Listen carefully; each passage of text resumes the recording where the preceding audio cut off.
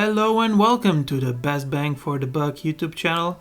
This is Tom from Best Bang for the Buck PC, and today I'm going to show you a few graphics cards for around $200 that I think are the best value for your money right now.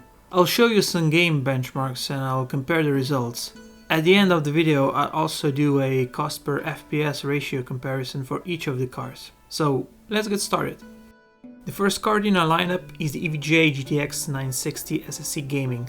With 2GB of VRAM and a boost clock of 1342MHz, it packs quite a punch for a $160 card. It has 1024 CUDA cores and just over 7000MHz memory on a 128-bit bus. Well, it's a pretty decent card for 1080p gaming. The second card is an oldie but a goodie. The PowerColor R9 280X Turbo Duo offers 3GB of VRAM on a 384-bit bus, a boost clock of 1030MHz and 2048 stream processors. I must add that this card is super quiet and I recommend it for a silent build. Our third pick is another EVGA GTX 960. This one is the ITX SC Gaming Edition.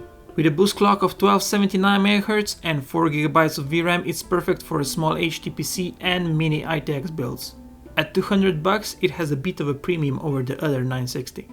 The fourth card is the Gigabyte R9 380X Gaming. With 4GB of VRAM, a core clock of 980MHz and 2048 stream processors, it's a great card.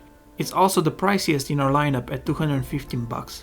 Our fifth card is another PowerColor card, the R9 380 PCS Plus. With 4GB of VRAM and a core clock of 980MHz, along with 1792 stream processors, it's a good mid-range card. It also costs just $165 on Newegg.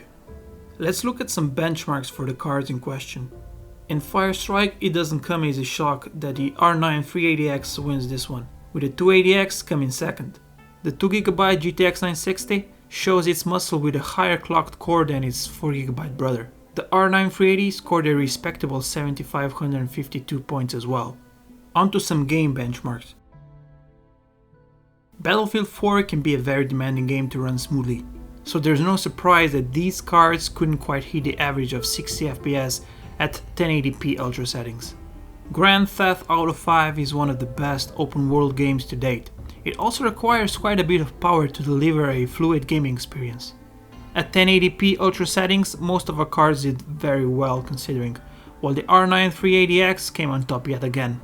I just couldn't leave this one out as it's an amazing game. And to my surprise, our cards did a fantastic job at 1080p with hairworks off, all averaging above the 40 FPS mark. On to Crysis 3, which loves to feed on raw GPU power.